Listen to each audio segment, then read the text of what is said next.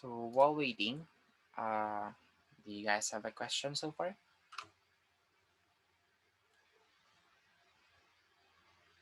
None, sir.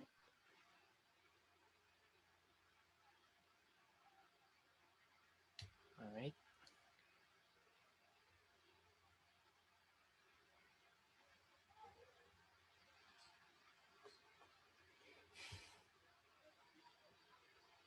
Okay, so we're almost done. Just 20 more slides. And some of the slides in here, or the remaining slides in here, are very straightforward to understand. So this will only take maybe 10 to 15 minutes, maybe.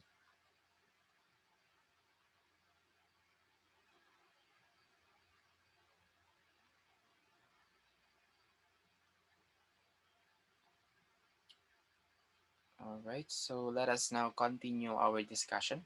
So it's already 4:55. Okay, so next one right here is wireless security. So in here, the main uh, key point in here is if we are connecting in a public Wi-Fi, especially if it doesn't have a uh, access code or a password, so there's a big chance that someone is, accessing or intercepting or monitoring your activities. Okay, especially in coffee shops.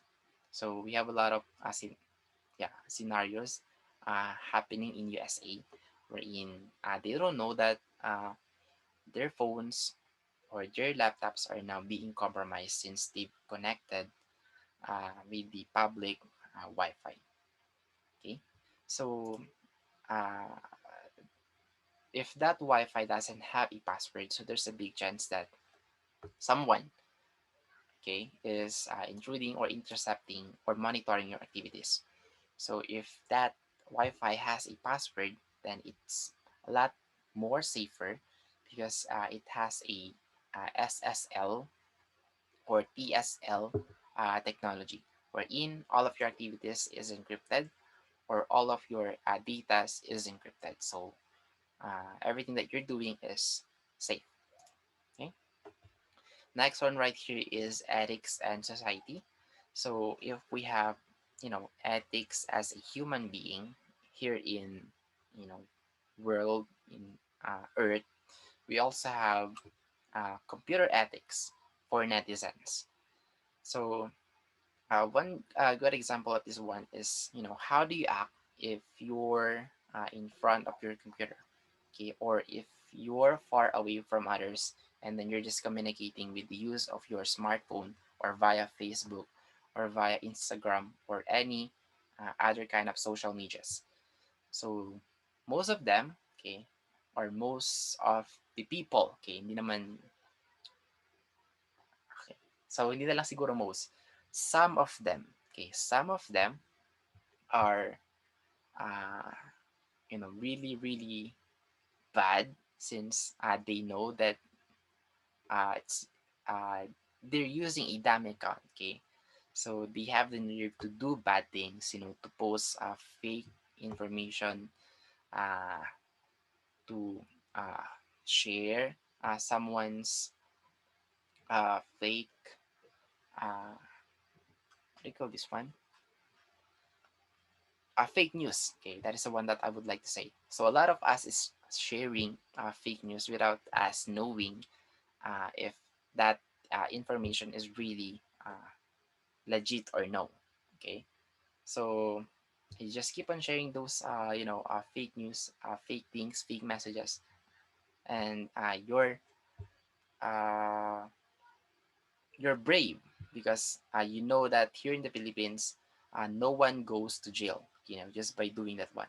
But there are some cases already wherein they were caught doing that one, especially if they are not using a dummy account. So yeah, there is a big chance that you will go to jail. Unlike here in, in real world, if you did something bad, wherein you stole, let's say, a smartphone into someone's shop, and then you were caught in CCTV, then uh, you cannot do anything anymore. since they have the proof. Unlike in social medias, a lot of fake accounts. So you have another kind of characteristic or personality in there. Okay. So yeah, just computer ethics. We call that one computer ethics. You know, your behavior when you are in front of your computer or uh, smartphones or any kind of device that can connect to the internet. All right. So you might want to ask yourself if you are really ethical or unethical. Okay. So just try to answer this one. This one is 1 to 20.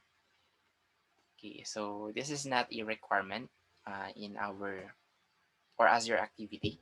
So this will just serve as, to check if you think or to check if you're ethical or unethical in front of a computer. We also have here ethics and society or intellectual property, okay, or intellectual property rights and digital rights management. So to explain this one in a simple manner, so we have our smartphones, right? We have our laptops, we have our let's say televisions. Those are our property, okay, physical properties. So we call them physical property because we can hold them, okay, we can touch them. However, if we cannot touch a property anymore, let's say you created something that we cannot touch, so it's via computer. So it's your idea, your invention. Okay, let's say it's a program. You were able to develop a program. It could be an art, it could be a writings, it could be a processes, company and product names and logos. Then we call that one intellectual property. Okay, so you've created that one, then you have the right, okay, into that uh, work of yours. So we call that one now intellectual property rights. Okay, let's say you have the right to own. Okay, to say that okay, I don't uh, let others to copy my work. If someone copied my work, then I can file them a case. Let's say plagiarism. You know, for copying your work without them letting you know that they are using your work. And then yeah, so those are the combinations between or the relationship between intellectual property and then intellectual property rights. So, of course, we don't have the capability to check whether someone stole our work, yeah, our work, unless we have seen it by our eyes. So that is why computer created a rule or a strategy, okay, to identify if someone is trying to steal or copying your work without them letting you know that they are copying your work or using your work. So we call that one digital rights management or DRM. So it is a strategy designed to prevent illegal distribution of movies, music, and other digital content. So one good example of this one is in YouTube. So if you've downloaded someone's video and then uploaded into your own channel, saying that you are the owner of that specific video, then the YouTube algorithm detected that you've uploaded a duplicate video or file, then they can ban your account or they can demonetize. I don't know if that is the correct term. Demonetize your channel because you know, I think if I'm not mistaken, they call that one copyright. You did something which was not supposed to be.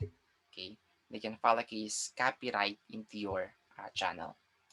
Okay, so yeah, just be careful in copying or downloading and then claiming that it is your own work or it is your own uh, intellectual property. Okay. So here are the codes of conduct under IT. So just the things that you can check whether you're still under ethical or unethical or it's allowed or not allowed. Okay, all those are just the basic things when it comes to being ethical or unethical. So there's more if you want to search. more on the internet. But this is the standard for the IT or Information Technology Code of Conduct. Okay, Mm. and at the same time, we also have here ethics and society. So, bakit ethics and society ulit yun? Okay. So, we also have here green computing under ethics and society. Okay. So, when I say green computing, of course, it's more on, saving our Mother Earth.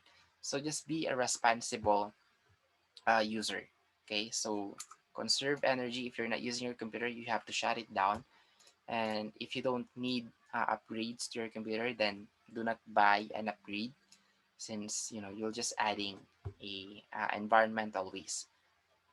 All right, so just be a responsible uh, netizen. Okay, be a responsible computer user. We also have here information privacy, wherein of course this one can always be found on license agreement. Okay, so mostly it will tell us that your information here in our application is safe. Okay, so parang it's like they're saying that your information will not uh, be given to the other companies or to someone. Okay, however, if you cannot find that kind of information privacy, so there's a big chance that your information, let's say your username, your password, your birth date, etc., that you're stored into that specific website or application. So there's a big chance that uh, it is not safe. Okay, so just always find that specific sentence wherein it is saying that any information that we will gather from you, your name, your email, your password, is completely safe or will not be shared to the other companies or to other personals. Okay, so yeah, and then here are the things that you can do to safeguard personal information. So most of them we have already mentioned or discussed them. So some of them are most likely common sense. Okay, so here's another example when it comes to sharing your information. So for example, if you check this one, uh, selecting these options mean your preferences will be stored to their website. So you're giving them the call this one giving them the privilege or the authority, okay, for them to store your data into their database.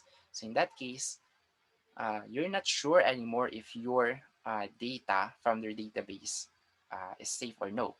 So if possible, just don't check those kind of saving your preference, saving your own username and password for easier logins, etc., etc. So they have a lot of ways. Okay, even cookies. So that is another way for them to gain information to you. Okay, so yeah, just like what I mentioned ago, cookie. So most of the websites has a cookie or asking a cookie. So you have two options, of course. You have, sometimes you can just click do not allow cookies, but sometimes you have to click that allow cookies on that website. Why? Because of course they are now genius, not really genius, they are now good when it comes to managing their websites.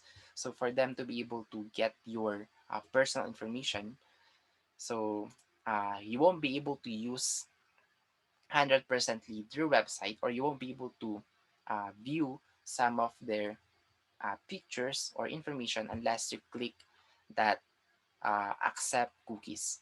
So once you accepted that cookies, then you are now allowing for personalization. You are now storing your usernames or password. You're now being assessed with online shopping. So this one is now more an advertisement, unsolicited advertisement. You're now letting them track how often users visit a site, or you're now being targeted by advertisement, just like same with this one. Okay, yeah. Assess with online shopping. So yeah, that's their way for them to gain access to your computer, especially if you're going to upload a let's say an image, upload a document. So sometimes you have to click that cookies or allow cookies. Okay, so if I were you, I will not allow cookies on my website that I'm visiting because that is super super risky. Okay, so yeah, this is how cookies work. Of course, are going to open a website and then it will ask you if you wanted to allow cookies to that website. So of course, once you allowed it, then they now have access to your computer.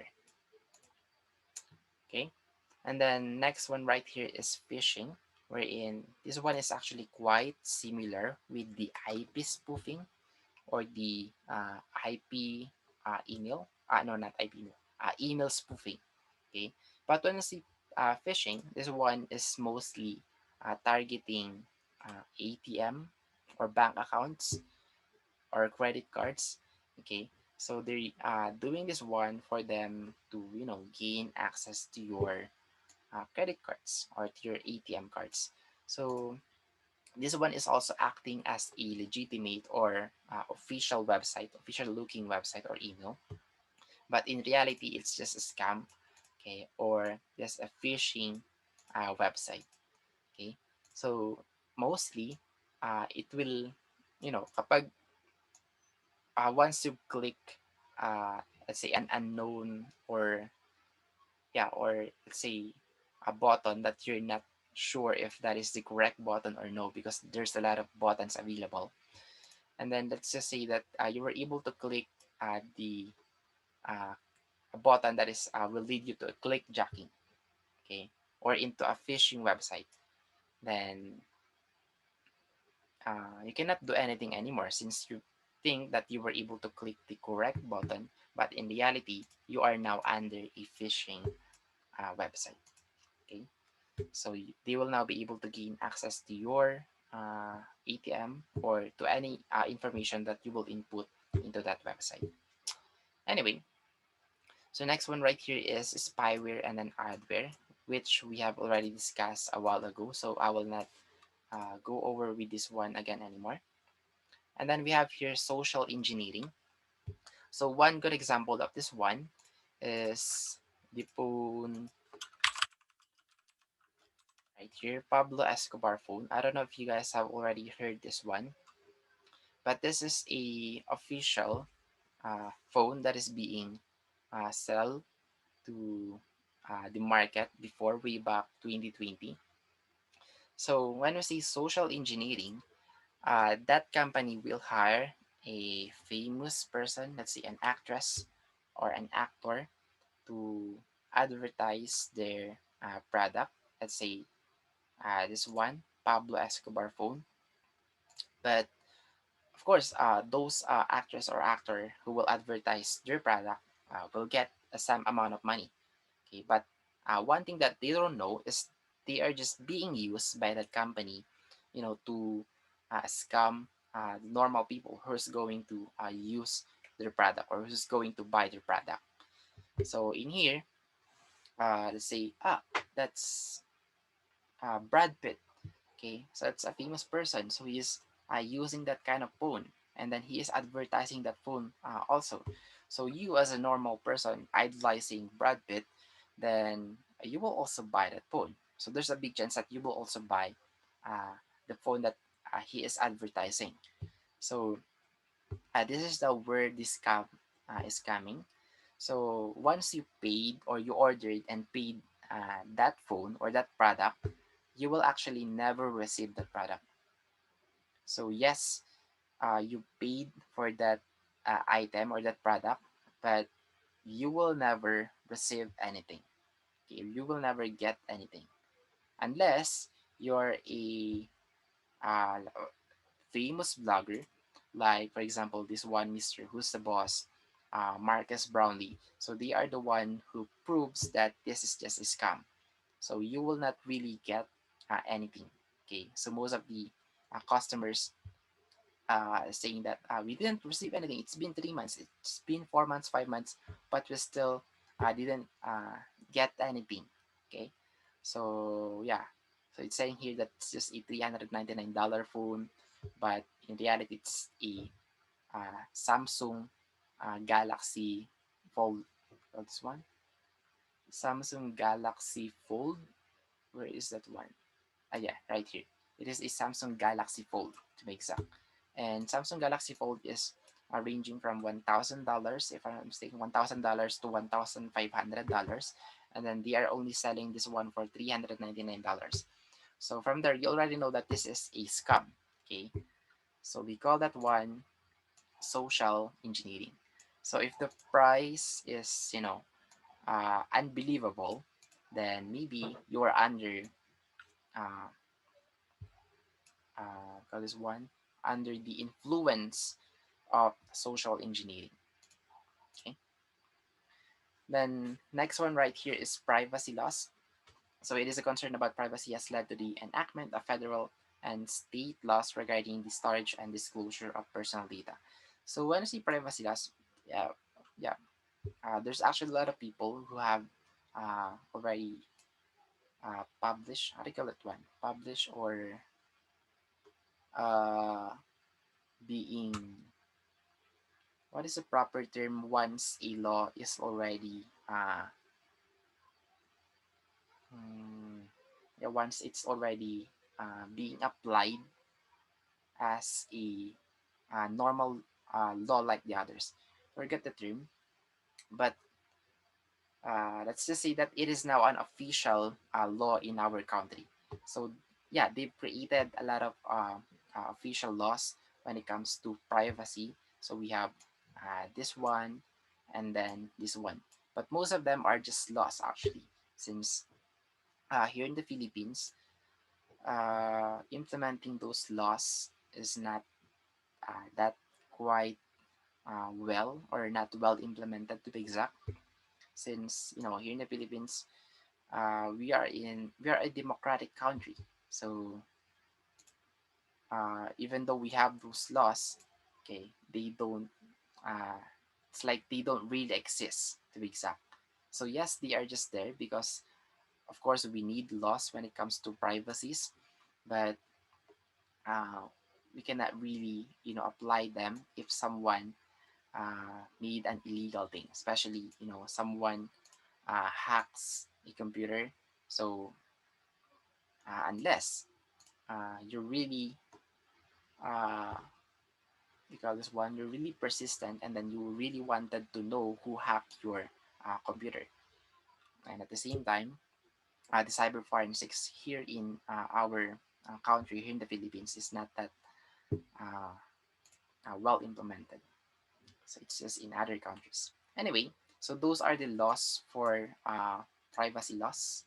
Okay, and of course we have laws for children's also. But yeah. All right. So next thing right here is employee monitoring. So when we say employee monitoring, so this one involves the use of computers, mobile devices, or cameras to observe, record, and review an employee's use of a technology, including telecommunications such as email messages, keyboard activity, or use to measure productivity and websites visited. So one good example of this one is, let's say, in a certain company. So of course they will let you borrow their resources, like for example, computer. So of course, since that computer is not yours, they have the right to monitor what you are doing in front of your computer. Okay, so of course you uh, came there to work for that company, not just to watch a movie, not to download a let's see, a movie or an application, or not to play a game. Okay, so this is now where this one comes in handy. So once they've learned that you are downloading, you are playing, you are just watching YouTube's from that computer without you doing your job, then they might fire you, okay, because they found out that you are not really doing your job into that uh, company. Okay. So of course, many programs exist that easily allow employers to monitor employees. Further, it is legal for employers to use these programs. So one good example of this program is with the let's say ano ba yun? Server based uh, yeah, let's just say server based application wherein it is where you can uh, filter the websites or applications that that employer can use, okay, or can open. Okay, so if that router, or yeah, if that server has the capability to do those things, then yeah, it is possible to filter content or to filter a certain website.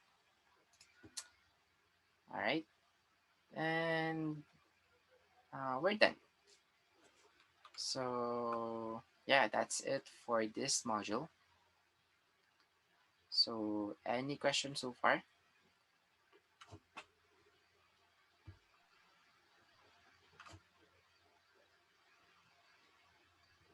Wala po. None, sir. Sure. Answer. So None, sir. I guess everything is fine. So None, even sir. though, right, so even though you, let's say you've only understood 20% of my explanations, because I'm only giving examples actually. I'm not reading the description. So just read everything again from start up to the end, and then you'll be able to understand what is the definition of that specific topic. Okay. So yeah, that's my only advice if you wasn't able to get or wasn't able to understand a specific topic. So if you guys don't have a question anymore, I'll just have an announcement. So I have already lab 1, lab 2. Okay. So I have already published your module 2 quiz and your module 3 quiz. Okay. So check ko nga. Publish mo ba? Let me just reload this one to double check. Oops. Okay, so just wait a second. Alright.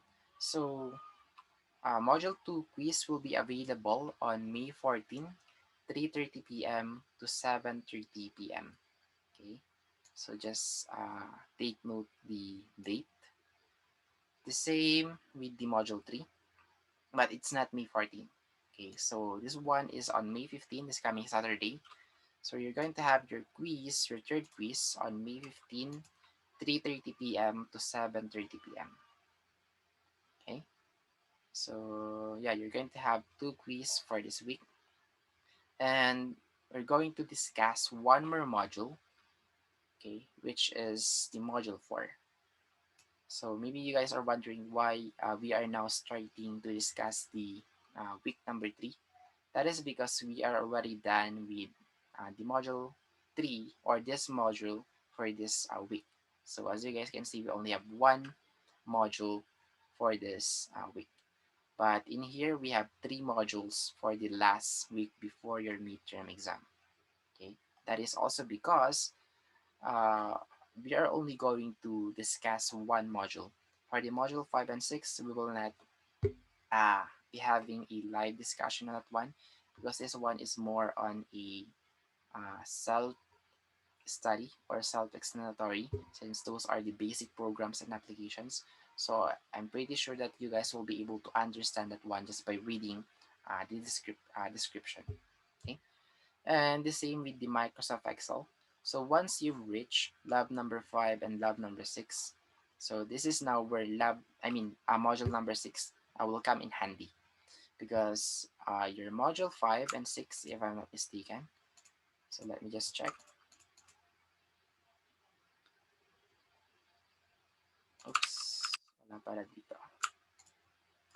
Okay. So lab number 5 is still under Microsoft Word.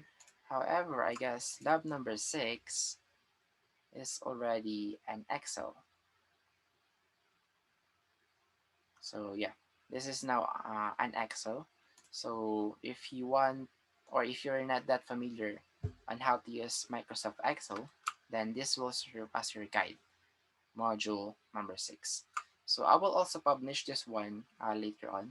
So I'll just uh, finalize the things that I still need to finalize in here.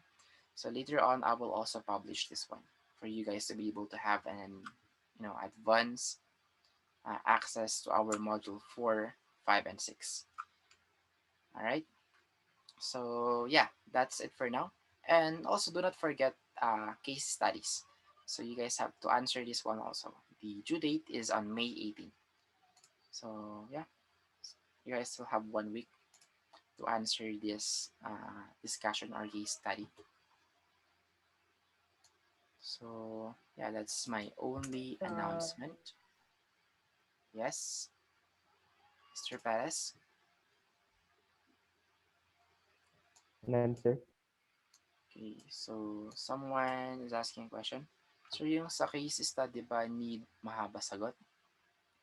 No. So, hindi to pahabaan ng sagot. Okay, as long as you were able to give the information that I'm looking for, okay, then you will get a perfect score right away. However, if he wasn't able to get, the main answer that I'm looking for, then you might get 18, 15, or even maybe 13 or 12, okay, if he wasn't able to explain it clearly. Okay, so yeah, you can just have three sentence, yeah, one paragraph or two paragraphs. I think that's already enough.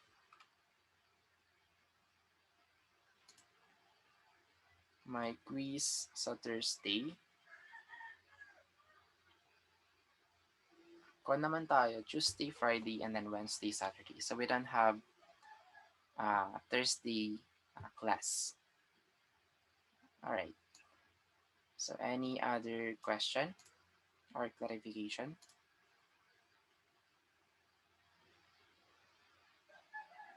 It's okay, None, Miss sir. Ann.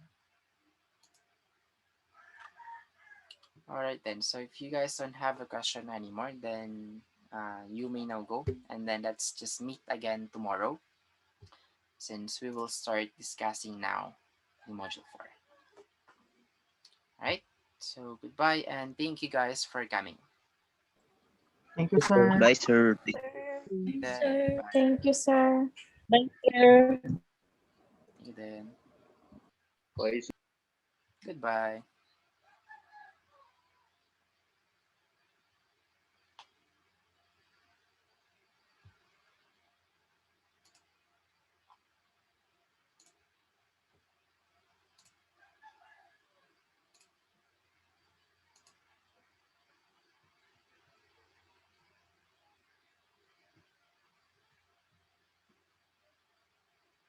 How about you guys? Do you guys have a question? Miss Johnny, Miss Kazel, Mr. or Miss Fadlala?